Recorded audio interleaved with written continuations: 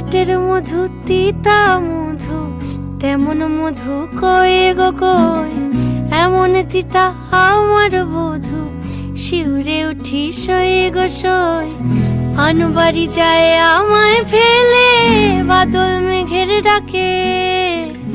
একবারও সে ভাবে না গো রায় কি করে থাকে।